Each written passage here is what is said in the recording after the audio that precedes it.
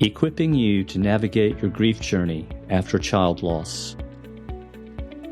This is the Hope After Child Loss podcast. On each episode, we explore the many challenges of grief as guests share their stories of loss. It's also a place where you will hear about God showing up in our darkest moments and restoring meaning, purpose, and hope to shattered lives.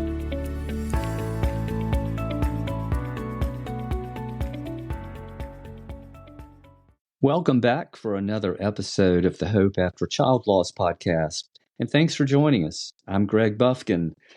Today I'll be talking with Tracy Dailey, Emma's mom and co-founder of Emma's Footprints, along with her good friend Kristen Benosi. Confessions of a Grieving Mother is a weekly podcast hosted by Tracy and Julie Swanson, who serves as executive director of Emma's Footprints. Join us as we talk about Tracy's journey back from brokenness to a life filled with hope and purpose. Now, here's my conversation with Tracy.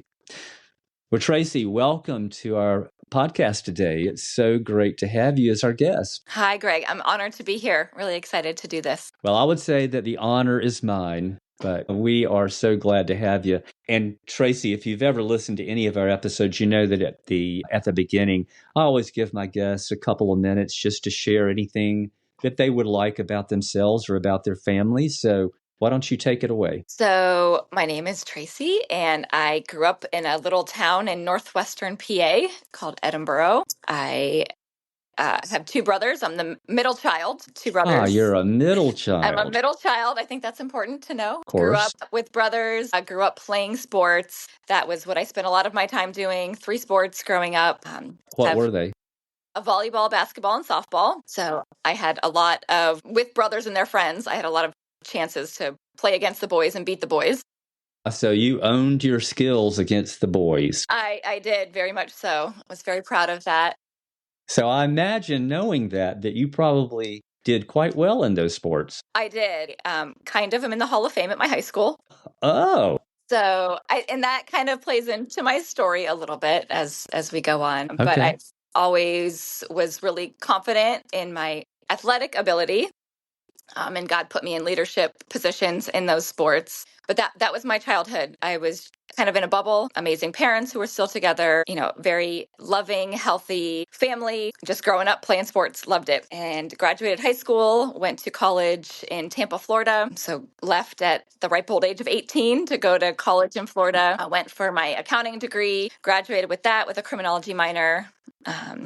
And met my husband when I came home for summer break after the first year of college. So we did the long distance thing for 3 years.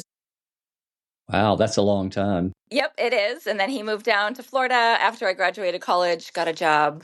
But we ended up back in Edinburgh, Pennsylvania, got married, started a family, and I have 4 amazing, beautiful children, but 3 of them are here on Earth with us. And so we lost our second daughter, Emma, when I was 8 months pregnant. She will be 18 this year. So just trying to figure that out the last 18 years, how to be a grieving mom. And that's not an easy process, is it? Not at all. No. I didn't get a handbook on how to do this. It is funny how, we enter into seasons like that without any instructions, without any handbook. Nobody warns us. Nobody tells us what it's like. You have to walk through it. It's like the wilderness. Very lonely, dark, isolating, confusing. You feel lost. Yeah, I know. It is. It's a place that nobody ever wants to find themselves. But we know that God is there. He is. In the wilderness. And so we're not alone in it. Sometimes we just think that we are. So I've got to ask you this before we go any further into your story.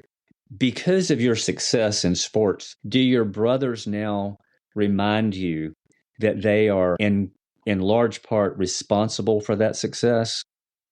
That's a great question. Nobody's ever asked me that. They don't. I remind them how cool their sister is.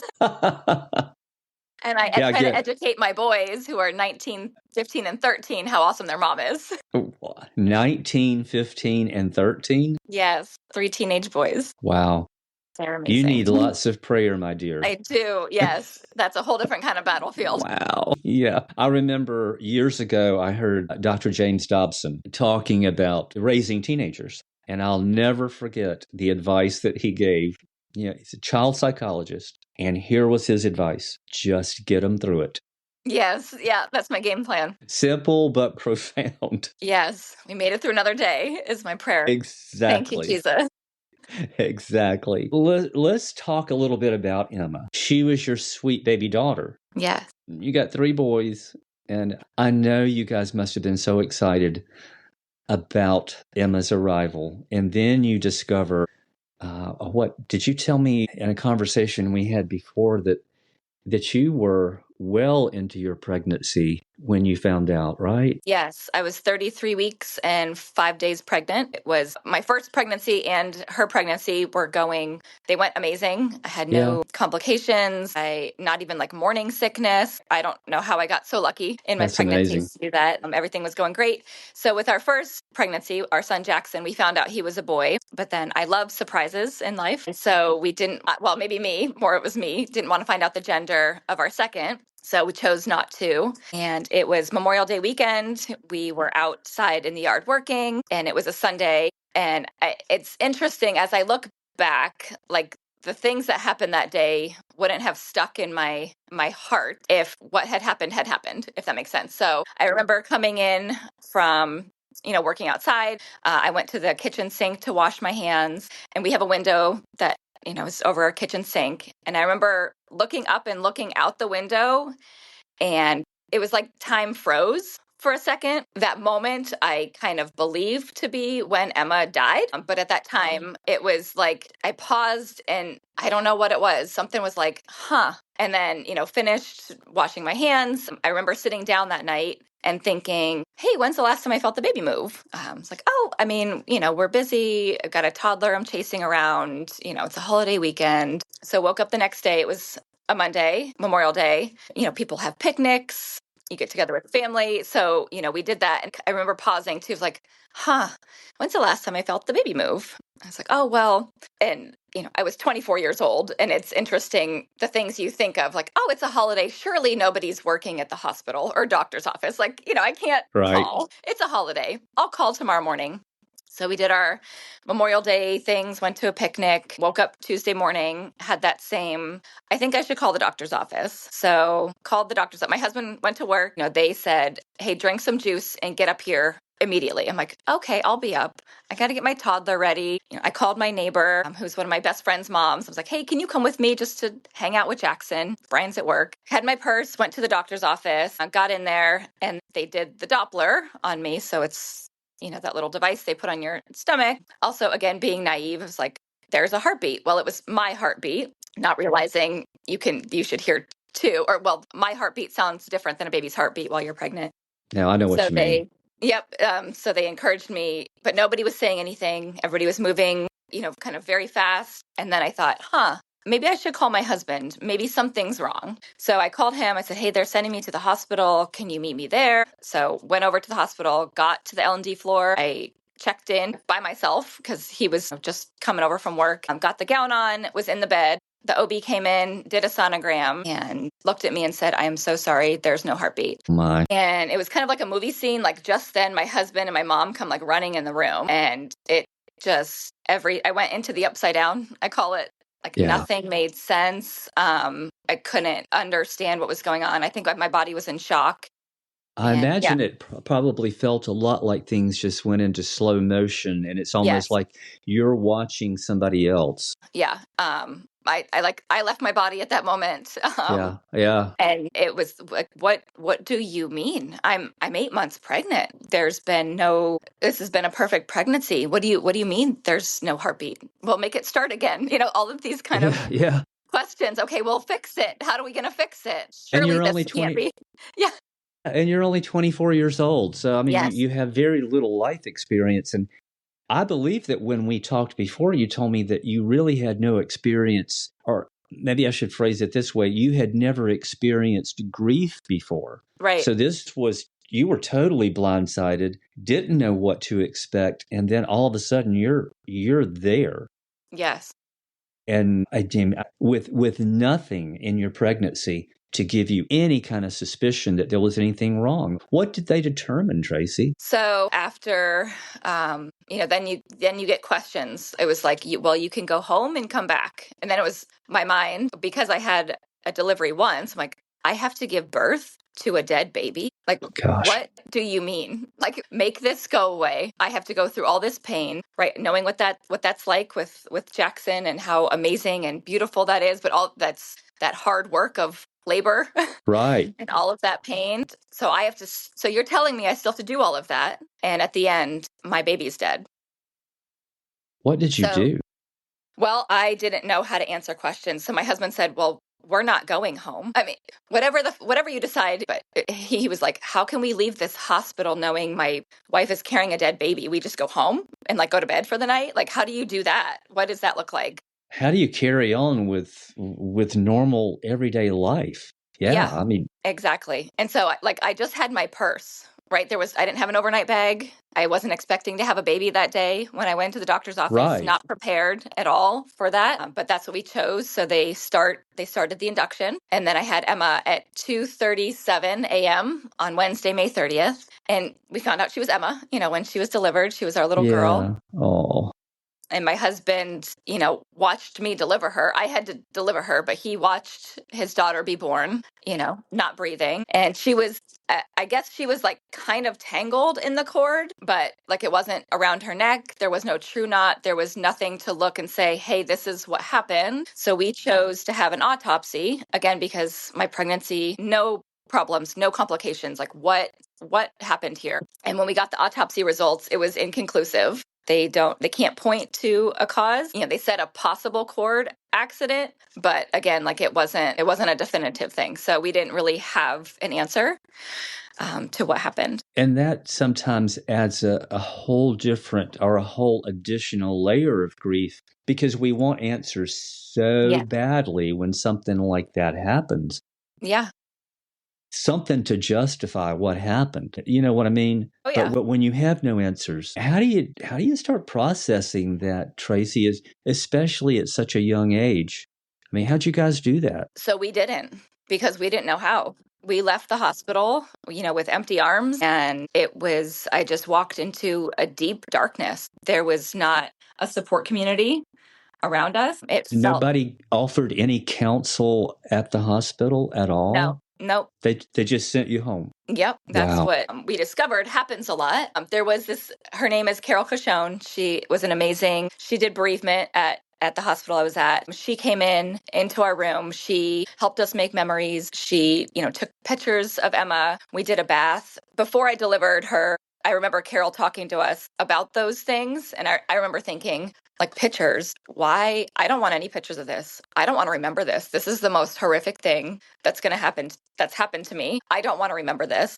Yeah. But I'm so glad she was there. And what I do now in my current situation is families are going to say that. And I'm like, okay, I was there. I said that same thing, but we're going to take the pictures anyway. You can look at them later, right? You can put them away. You don't have to look at them for years, but you can't go back and take more. So we let her help guide us through all of those memory making things with, my husband gave Emma a bath. He's the tub giver in our house with Yeah. our children. And so, giving Emma a little bath, dressing her, holding her, taking pictures, making those memories that you have to make a lifetime of memories in those short hours. Yeah. So we had that, and I am so grateful and so thankful for Carol that was there with us in the middle of the night and showed up and helped us navigate that. But when we walked out of that hospital, there was no support. Yeah, that's so unfortunate that young parents walk in the hospital carrying a baby and expecting a lifetime with that child. And a day or two later, you walk out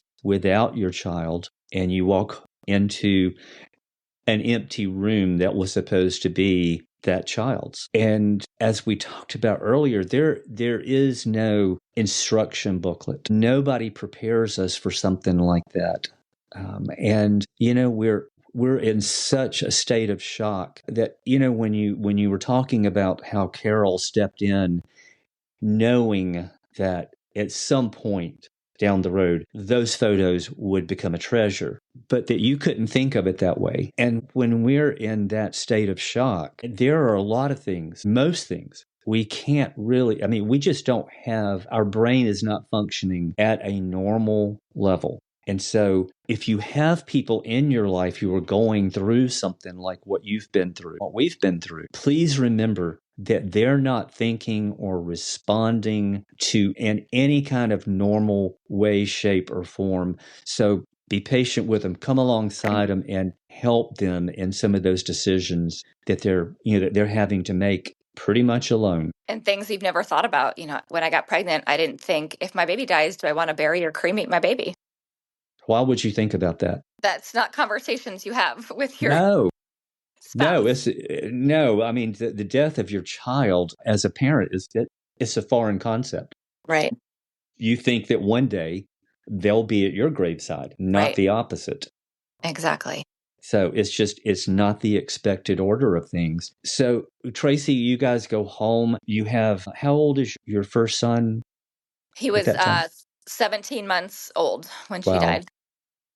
So you're in shock. Yeah. And you're trying to figure out what it is you're supposed to do now. And your husband is in the same position, but you've got a 17-month-old to take care of. And that's a lot of responsibility. And so I imagine that in some respects it was a distraction, but in other respects it had to have been almost impossible because caring for a child involves, just all of your heart, especially at that age. And it's, when you've suffered something so traumatic, parents experience a lot of what we would call brain fog or grief brain, sort of like the COVID fog that people Right. described, a few years ago. And so it's hard to function normally. For you, Tracy, we know that grief manifests itself physically, mentally, emotionally, spiritually, in ways that people on the outside looking in have no idea about. Mm-hmm. For you, what did you struggle with the most? Because I know there are people that are listening today that may feel like they're going absolutely crazy and they're trying to figure out why what's wrong with me physically? Right. Or am I going crazy? So what would you say to that from your experience? Like I said on our pre-interview last week, I didn't even know I was grieving. I didn't Right. know what I was feeling was grief, which that just blew my mind when I figured that out. Yeah. Oh my gosh, that's what that is. I'm grieving. So I couldn't even identify and put words to what I was feeling. But yeah, I felt crazy. My husband, so also in that time, we had our son Jackson before we got married in 2006. We got married in 2006. And so Emma died our first year of marriage. So we're Gosh. newlyweds. Wow. And my husband does concrete, and he felt the Lord calling him to go to business for himself. So we were starting a business, newlyweds, raising our toddler, and our daughter dies. And so those are big life events that happened in a very short amount of time. One of those is enough, but to Exactly. have all of that converging at the same time, how did you guys even begin to navigate through all that? We didn't. We were unwell. Just being real. My husband, he poured himself into work and he poured himself into the bars. So it is by the grace of God that we are married, still married. Yeah. Yeah. We celebrated our 18-year wedding anniversary last September. Oh, congratulations. It is only Jesus. It is totally Jesus that we are still married and like each other. My husband, and just last year, he did 9 months of trauma therapy. Wow. And so my husband had a very traumatic childhood. And I always wonder, if Emma didn't die, what journey would he have gone on? Growing up like I said before, I didn't even know I was grieving. I had no childhood trauma. So Emma dying was my first trauma, but that was not my husband's first. Yeah. He had like 20 years of trauma. And so that's what he did to cope. He worked and he drank. And I was at home with, our toddler son. So it wasn't even like Bryan and I were having conversations when he got home from work about how sad we were. I was totally alone. So you guys didn't really talk about it? Not at all. Yeah. For years. Really? Wow. But you probably felt the need to talk with someone about it. Oh, I was desperate to. Yeah. I've never talked to a mom who wasn't. Yeah. where did you get the support that you needed? Because I know in the conversation we had a week or so ago, you just, as you said just now, you felt totally alone. And that's not a good place to be No. when you're dealing with that level of trauma, because to lose a child, it's just an unspeakable trauma that anyone who's never been there before just cannot even begin to imagine, can they? Right. Yeah. No, they So can't. what did you do, Tracy? Where did you find, or how did you find someone that, that could listen and that could offer just to be there for you? So we had two more boys after Emma. So I was How soon after? about 2 years we Okay. had Caleb, and then a year and a half, 2 years later, we had our son Bennett. So, and after Bennett, we felt complete. Well, I felt complete. I've always wanted 3 kids at home. Okay. And so felt like our family was complete. So I was doing that, raising our son. I remember when I was pregnant with Bennett, I knew like we need help. We need help. I felt like I was screaming so loud, but nobody could hear me.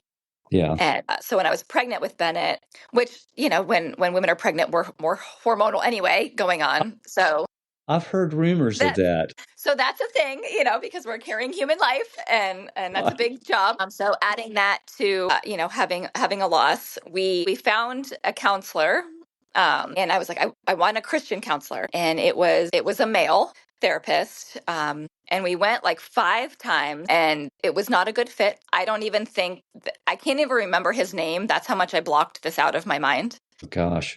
But he never acknowledged the loss of Emma. It was like he was doing couples therapy. Oh my You're gracious. you're not even I'm so sad, and I'm, pregnant, and you're not even touching on what's the issue. So we tried very hard. I'm like, but I was desperate for help. And, but we went like 5 times, and I was like, this is making it worse. So that was like an attempt to get help. And I was like, never mind. Like, never mind. This is making it worse. This is going to be my life. This is going to be my life for the rest of my life. So that happened for, like 5 years after Emma died. So what started my healing journey was a friend had suggested that we start a team for the March of Dimes to raise money for the March of Dimes in memory of Emma. Right. And my thoughts were, well, it's been 5 years. Who else? Nobody cares about her. Like, nobody's talked to me this whole time about her. Why would anybody care about her now? 5 years and nobody talked with you about Emma or really acknowledged your loss at the level that you needed. Yes, correct. That must have felt like a lifetime. Absolutely. And I remember thinking, like, this is my life. I don't want this life. Like, I didn't sign up for this. I'm so young, but I have to go the rest of my life feeling like this. I was a shell of myself. Yeah. I think a Just lot of moms feel that way, that this is how life is going to be Mhm. for as long as I'm alive. Yep.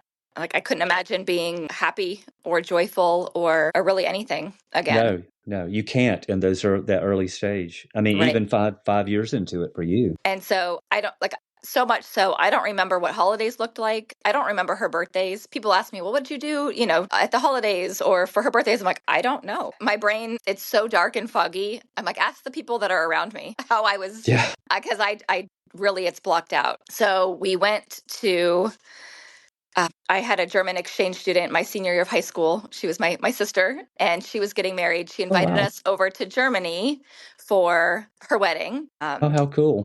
And so I had 3 little boys, and my parents were going, my brothers, we were going, and my husband Bryan, he said, "Hey, why don't you go? I don't want to go."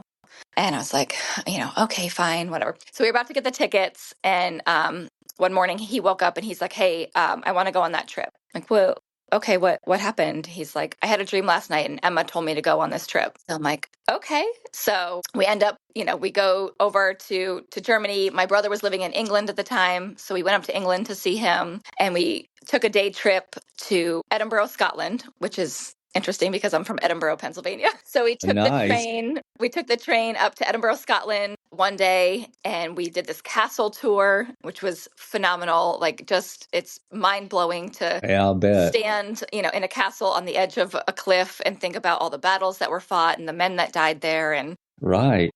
just what that looked like. And so we did this tour, and it was a really gray day, like morning. And around lunchtime, I remember the sky like opened up and it was really blue and the sun was shining. And we went to this little cafe on this cobblestone street after this tour. And I don't know, it never crossed my mind before. And I don't know why at that moment, sitting in that cafe, I realized the date. It was May 30th, Uh, 2013, her 6th birthday. wow. And because I like blocked out May. I blocked out a lot of years, but for me, it wasn't like, oh, hey, we're going to be in England for Emma's birthday. Like there was none of that conversation happening. But I feel like God was like, it was her 6th birthday. I was like, we are on top of a castle in Edinburgh, Scotland. Like I couldn't wrap my mind around what God just did. And I had no idea what he was doing, but then he like clued me in, that's just what he does. Isn't it that way a lot of times in our lives? Yes. Yeah. Just here for the ride. And I remember thinking, oh my gosh, her birthday, it could never get cooler. Like, this is it. We've reached, Yeah. I didn't remember the first 5, but here we are in Edinburgh, Scotland on her 6th birthday. Like a new beginning. Yeah. And I feel like God was like, just, hold my sandals, watch what I'm going to do. So we get home from that trip. And so we had been doing a little fundraising for the March of Dimes, like over this time. And so we get home and I felt him like press on my heart to start a nonprofit. And I'm like, what do you mean? What are you talking about? I don't know. No. God, don't you see I have these 3 little boys at home with the March of Dimes? I got to talk about Emma when we would go like do little fundraisers. And I was like, that's all I need. I just need to say her name. And this Yeah. is great for me. I got this. And so I told him no a lot. And he kept, he doesn't take no very well. And I was like, what? So I Googled, how do you start a nonprofit, and printed out the steps. It's like, okay, well, I mean, we kind of have a name because we have a team name for the March of Dimes. It's Emma's Footprints. How And it's cool. like, open a bank account and fill out this paperwork.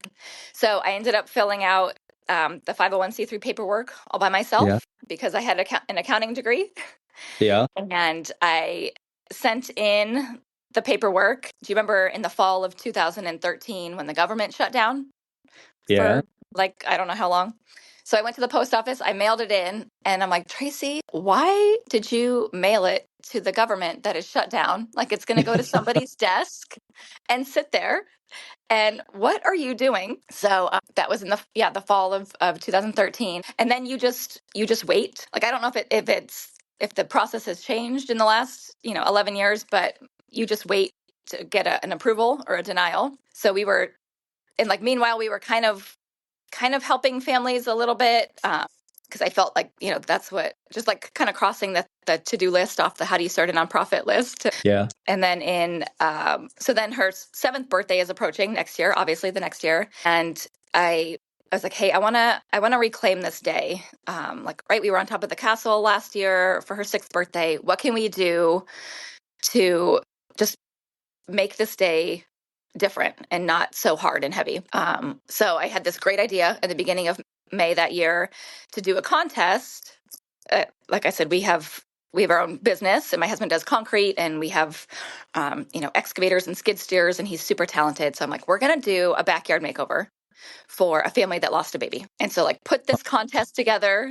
We put it out there. We had 3 people nominate families. There was a family that lost a set of triplets.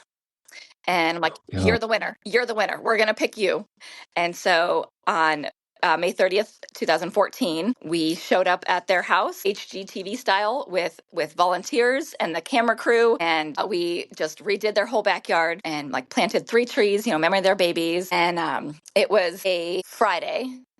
And I was like, oh my gosh, okay, this was the coolest birthday she's ever had. If I thought, on top of the castle was cool, this was awesome to be able to bless another family that went through something similar, have all these people together, celebrate Emma at the same time. This takes the cake. That's And so, amazing.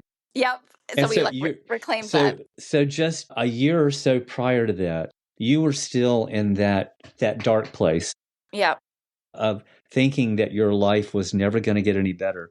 So fast forward just, a year or two, and here you are doing something that significant for other parents. And yet you had never been through counseling, well, effective counseling. Right. You didn't really have very much support but God showed up He in did. a way that you never expected, could have never planned, and He began to heal you Yes. to the point Unbeknownst to where, me. yeah, I mean, so personal. I think that's amazing. So if you're listening today and you feel like that you're in that place that Tracy was just, for 5 years, I hope that you hear in her story what God can do. So please don't give up. Please don't think this is the way that your life is going to always be. I hope that you'll take some hope and be encouraged by hearing what Tracy shared and what she's now doing. So, this is a good opportunity for us to, to talk a little bit more about what it is you guys have been doing, because you've been at this since 2014, I believe. So 11 years now. Yep, it'll be 11 this year. Yeah, and you guys have, as I understand it, from what I read on your website, you guys have raised a lot of money, and you have poured that money into so many families in Yes. so many different ways. Tell us some of what it is that you guys do. I mean, obviously, what you just described is huge, and I know that made a tremendous impact in that family's life. Yeah. But tell us about the other things that you guys have been able to and continue to do. Yeah. So I want to remind our listeners, He sees you, and Yes. the cherry on top of that story is, so after that backyard makeover, we did that that Friday. So that Monday, I went to my mailbox to get the mail, and I see a letter from the IRS, and I'm like, okay. And so it had been about 8 months since I turned in the paperwork. 8 months. 8 months. Yep. And I was like, all right, here we go. It's either a yes or a no. Like, here's the moment. I opened the letter, and we were approved for our 1C3 status. Oh, wow. And the date that it was approved on was May 3rd, 2014. Are you serious? Oh my gosh. I just dropped in my lawn and just bawled my face off. Oh, And so out of 365 days in a year, God used chose her 7th birthday and stamped May 30th, 2014 on that. Don't So you when I love get how he does that? So he saw me, and that was such a beautiful. That's one of my big rocks. When you hear about Yeah. the rocks, after they went through the Red Sea, it's like, remember Yeah. me. Like, here's the rocks. And so when I feel like, God, I can't do this. This is too hard. I don't know how to run a nonprofit. All these things, I bring it back to like, but this isn't me. Like, look at it. This is you, God. This is your organization. You've made this abundantly clear. And so I just have to keep showing up. So what we do is we help families with the cost of a burial or cremation after a pregnancy or infant loss. So our mission is from an early term pregnancy loss up into if the baby is 12 months old. If they die for any reason, we help to cover those costs. Then if you bury, you need a headstone. If you cremate, there's the urn. So we help to cover those costs. And then counseling, which that was one of my big things of like, we got to find professionals to help families through this. And so we did, and she is phenomenal. And what's her name? Her name is Pam Pressler. Pam Pressler.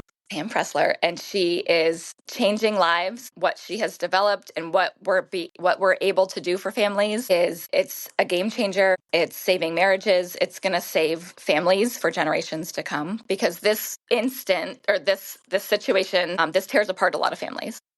Oh, it does. So when we can get in there right away after the loss and get there, just surround them with all of those things, right? We take that burden off of paying for a burial, and then we're like, hey, here's emotional support resources. Here's a professional that you're going to email and set up sessions with, and we're going to pay for that too. Wow, that is amazing, Tracy. So it's grown a lot over the last 10 years, but when we get to really, really meet a family where they are, and even it doesn't matter how long the loss has been. So we have families coming to us like realizing, hey, it's been 8 years, whatever it is, and I'm not okay. I'm like, that sounds about right. Please come to us, please come to support group. I can't pay for your burial or cremation 8 years later, but I can pay for your counseling. We've helped families where it's been decades and they could never afford a headstone for their baby. And so I said, then we're getting you a headstone. And they are just blown away by what we can do and how instant we can do it. I love that. I mean, you're taking care of practical needs. Yes. But at the same time, you're also taking care of heart needs. Just that level of support. I mean, that is, to say that such good stuff is such an understatement. But I mean, the lives that you guys are touching is just incredible. I love what God has done and is doing, how he's turned something so dark and so traumatic into something that now, how many years later, Emma is still touching people's lives from heaven. Yeah. She'll be 18. She'll be, 18. And so, only God can take something like that and turn it into something so good. I'm reminded so often of what Romans 8:28 says that seems so, it's just incomprehensible when something like that happens, that in all things, God can use everything for good in the lives of his people. And you can't see it at the time. No. But looking back over these last 11 years of Emma's footprints, to see the good that God has brought out of that. And I just absolutely love that. And I applaud you guys for all that you're doing to help these folks. But that it doesn't stop there. There's more. You guys also have a weekly podcast. We do. Yeah. And I believe you told me that, well, I know for a fact, because I've looked it up and listened to it, it's called Confessions of a Grieving Mother. Yep. And you do that with a co-host whose name is Julie Swanson. Is that right? That's her name. Yep. Sorry about that, Julie. Yeah, tell us a little bit about that. So that started in the year of COVID. Great time to start. Yep. And we had gone to a class. We have a nonprofit partnership in Erie. Every town has a nonprofit hub. And they asked me to come in and tell my story. And we're considered a grassroots organization because this didn't exist before. And so we started it from nothing. And so people that want to start nonprofits, they like to use us as an example. And I just kind of tell my story of how that started. So I was doing a panel, and there was a guy there from the local community access media place here in Erie, and we got to chatting afterwards. He's like, "Hey, we just got some new podcast equipment. We're gonna open it up to nonprofits, and if you're a member, you can come use it." It's like, podcasting, huh? Well, should we start a podcast? Was that on your radar before? No, not at all. Not at all. Yeah. We could do a podcast, would anybody listen? We don't know. Trying to come up with the concept and the name. And it's like, well, it's COVID. We really can't get together. So let's give it a try. Why not? What's the worst that could happen? And if nobody listens, oh, well, that's, whatever. So we started doing that. And, we wanted to make it a safe place for moms and dads to just tell their stories. That's great. We need that as lost parents, and society is still learning how to handle us, sitting and telling our story. And if we have to tell it 100 times, we're trying to educate people on how to be better on the other side for those lost parents. Just let us talk. And that is their story. So important. I'm so glad that you guys are doing that component of grief also, to help other people be better equipped and better understand what we're going through, so that they can come alongside and provide some of that support and encouragement. But they need to be equipped first. And part of that, I think, is listening to what parents have experienced as they hear those stories. And those stories, I think, connect us at a level that information cannot. So you just have parents from all walks of life come share their stories, and for them, that's part of their healing process, isn't it? It is. And I love it because I think they go in thinking they're going to hold things back from their story, because, our stories, there's some parts where we're either like ashamed of or embarrassed or, whatever that is. And we might hold it back, but we give them that space, and they set it down with us. And then they can share those episodes with their friends and family, so they can, their friends and family can hear what it really was like for them. Not sugar-coated, not withholding it Right. because you're going to be uncomfortable, so I can't really go there. Yeah. And it's a tool that they're using for their friends and families. And then, the lost moms and dads, they can hear other stories so they don't feel so alone. And we also Yeah. have, we've had funeral directors on, we have nurses, we invite our counselor, Pam. We do episodes with her so people can Oh, hear that's her great. voice Yeah. and, things that she's seeing in her own counseling room. Like a lot of times, like themes will come up with the couples. So she'll touch on that. And so, yeah, it's just such an incredible honor to hold those stories for those families. Wow. I love that. It's so good to talk with someone else who is leaning into their grief and into the pain that they've experienced to help other people. I mean, I love that. And I love how God is using that to offer hope and encouragement to other grieving parents. If you're listening and you want to hear something different than this podcast, please listen to, if you're a mom, to grieving mom. I'm sorry. Tell us the name of your podcast again. It is Confessions of a Grieving Mom. Confessions of a Grieving Mother. Grieving Mother. Yes. Yeah. Sorry about that. No worries. But yeah, please listen. I listened to an episode last week, and it was absolutely wonderful. These Tracy and Julie do a great job hosting that show. And Julie is Gus's mom, as she'll introduce herself at the beginning of the podcast. And she lost her little guy Gus at 4 months old due to SIDS. And so you should go back to the beginning and hear my story and Julie's story. And yeah, then that will help give you context of who your hosts are. I personally would love to do that. Yeah, yeah. Well, Tracy, it's been such a pleasure to have you on our podcast today and to hear you share your story of your sweet daughter, Emma, and the journey that you guys have been on for the last 18 years. And thank you again for all that you're doing. Thank you for being our guest. Yeah. Thank you for sharing your heart in such a transparent and honest way. Yeah, well, it's all for God's glory. Absolutely. And if you're listening and you want to check out our website, it's emmasfootprints.com. Please reach out, message us, email us if you have experienced that and you would love to get involved in our community. Pam sees people from all over the world, so that's an option. We have a virtual support group once a month. So just because you might live in a different state doesn't mean you can't come be a part of what we do here. That's great. Yeah, please check out her website, and I will include a link to it in Tracy's episode summary. So check that out. Thank you again, Tracy. Yeah, it's been an honor. Thanks, Greg.